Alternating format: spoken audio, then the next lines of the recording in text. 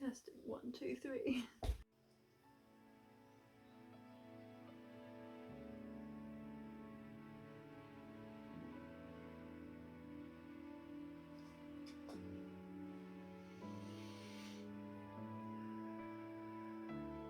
Blessings from England.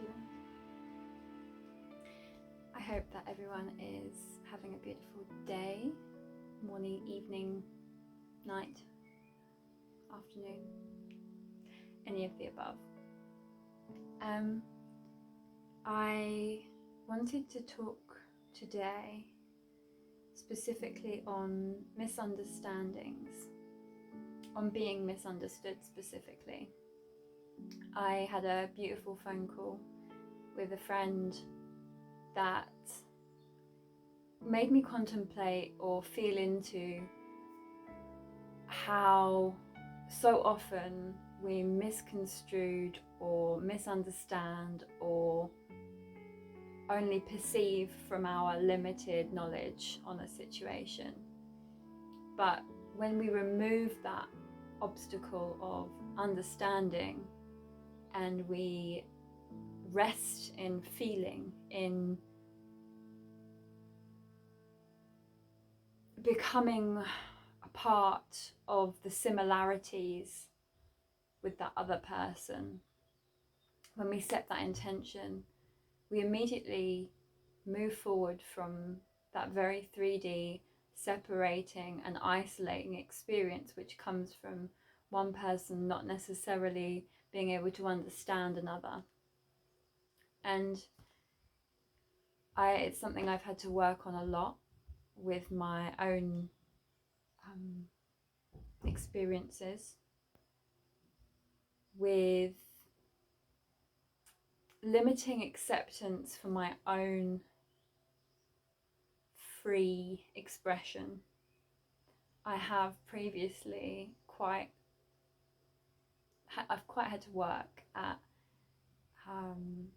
resting in that space of awareness and that space of feeling and that space of love, regardless of what is happening in that other person's emotional body or their mental body, and the assumptions that that then projects onto my being in their eyes.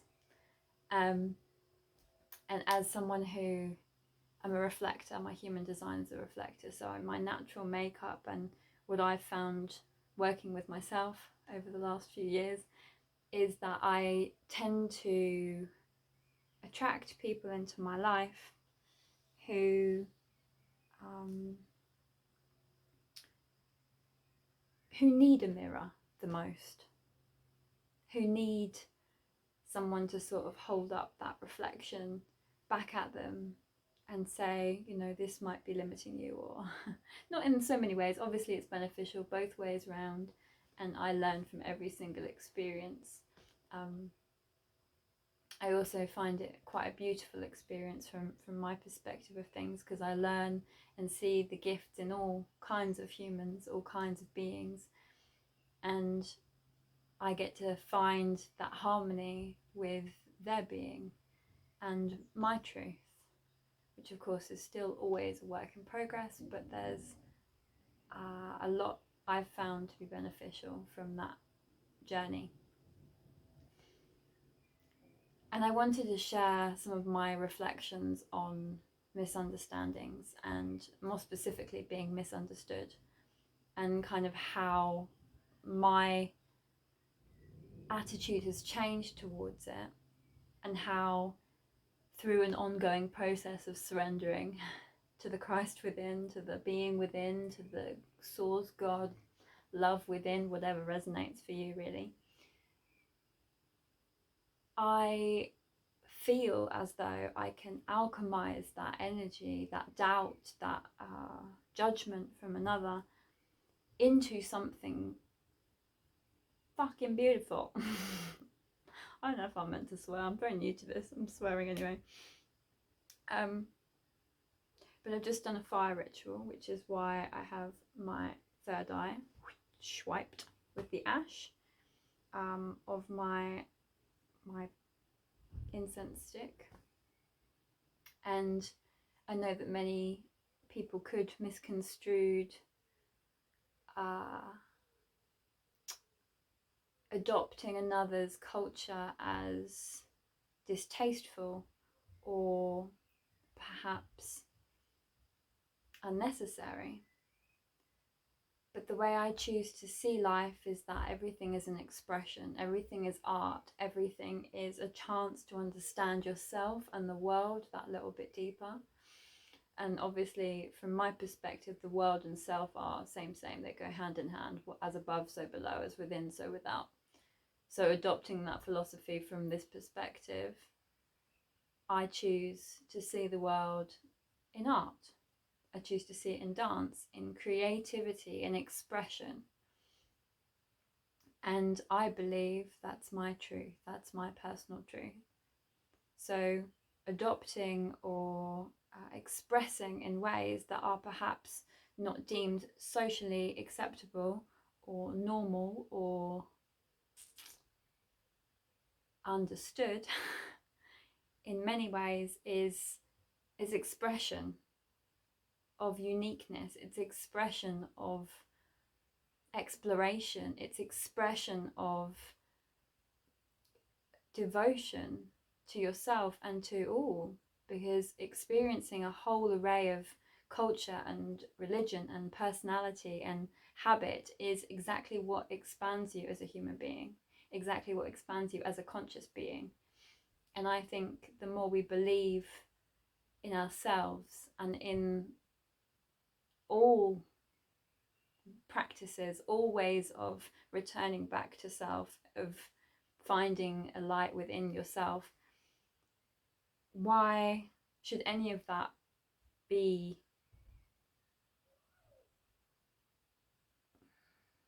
limited in its expression? I think as long as you're respectful and you pay your tribute, you pay your honorings, your understandings to certain dynamics, certain traditions.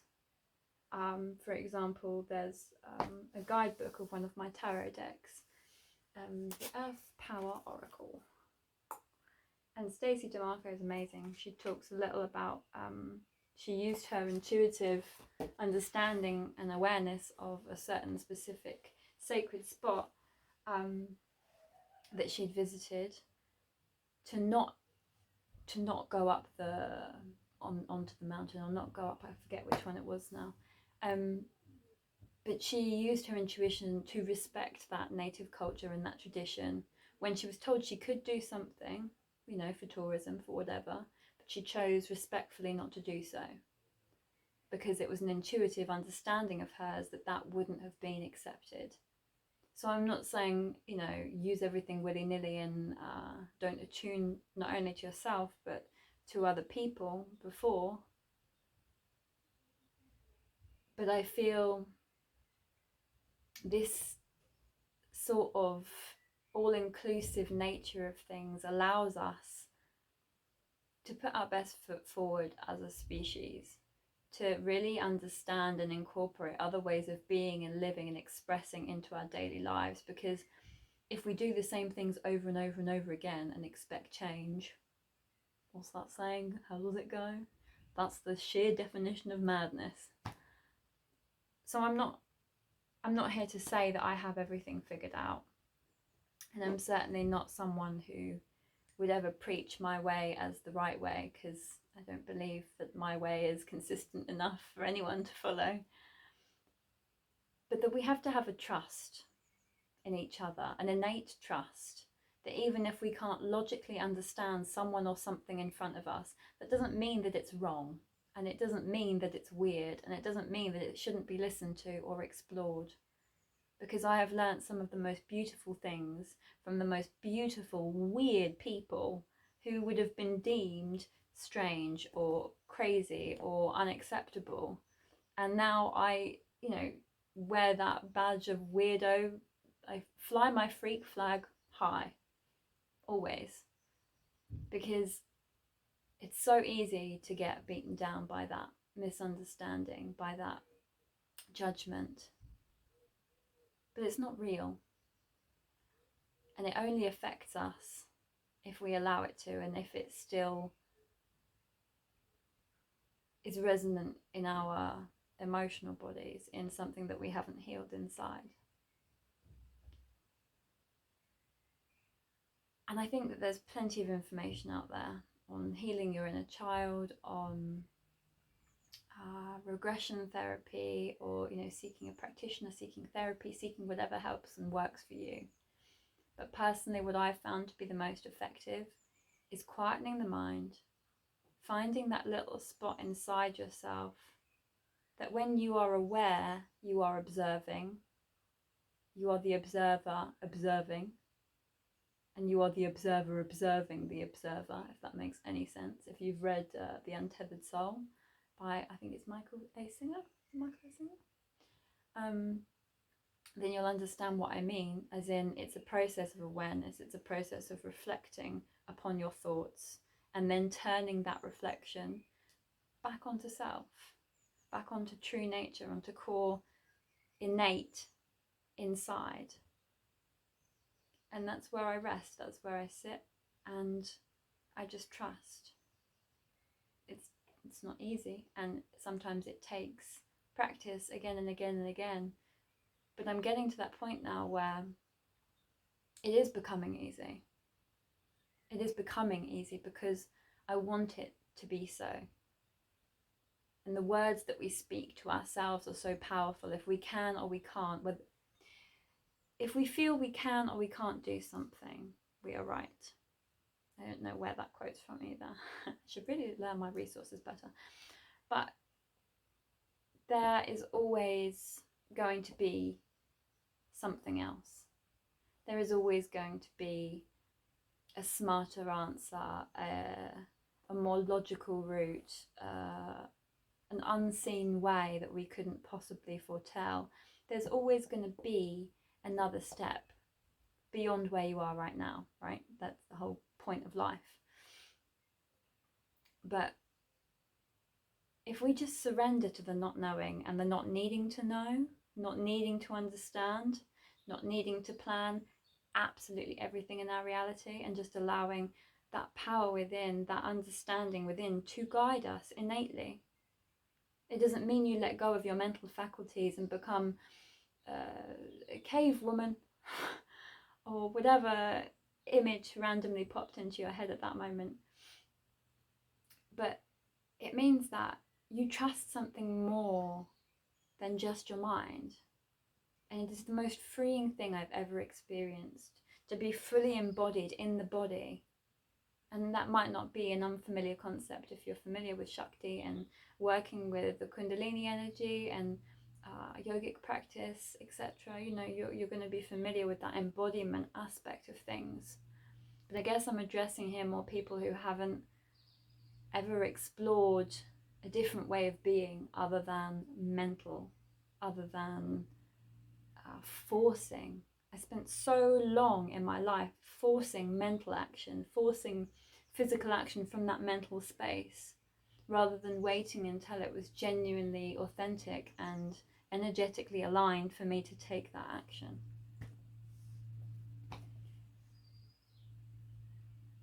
And I think that more than anything, feeling each other takes away the boundaries and restrictions of words and meaning that we've assigned.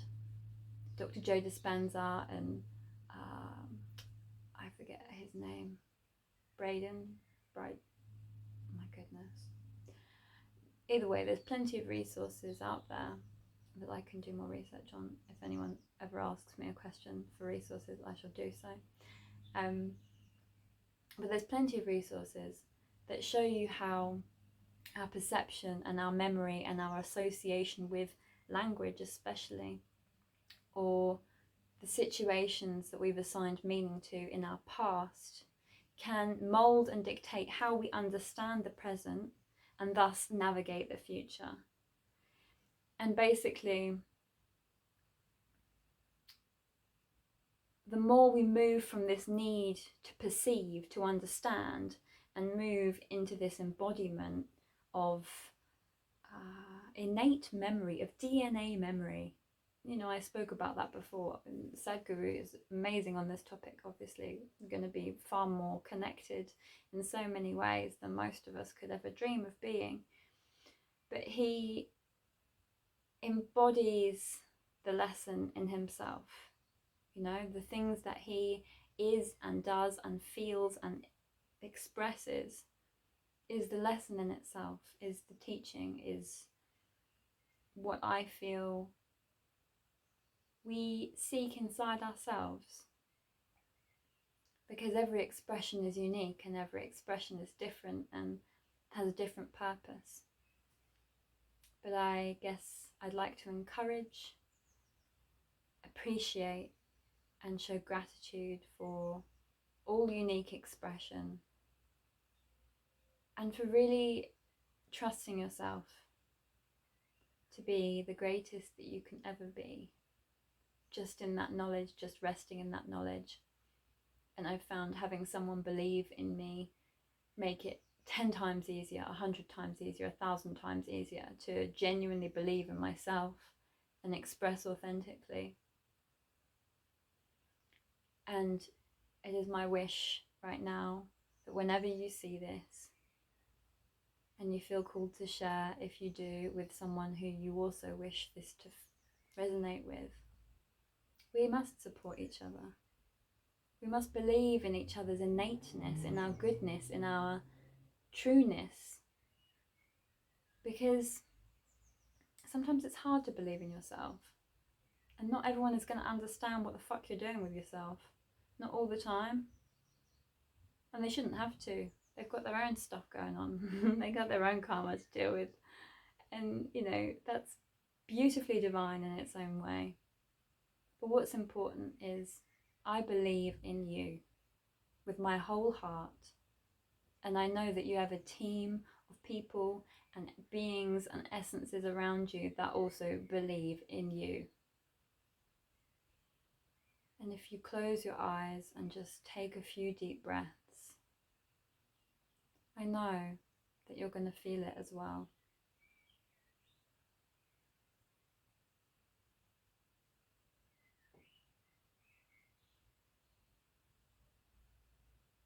I don't doubt that even the hardest of mental boundaries can release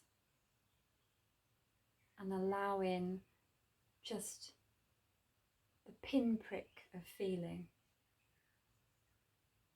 Because once it starts, it doesn't stop. And it will flow and it will flow and it will flow until the whole dam is down and broken. And I mean that in the most uplifting way possible. Whilst we're on the topic of misunderstandings, never mistake my words for teaching. Never mistake my words for truth, unless you fully believe it in your heart, in your soul, and it resonates with you on a deeper level, not just, on a mental appreciation for who I am or what I'm saying. I mean, I'm welcoming all. I welcome all forms of interaction. But I'm saying never adopt a truth that doesn't feel right for you. And with that I say, deepest blessings. We trust all unfolds in the perfect way, for the highest good of all. Namaste.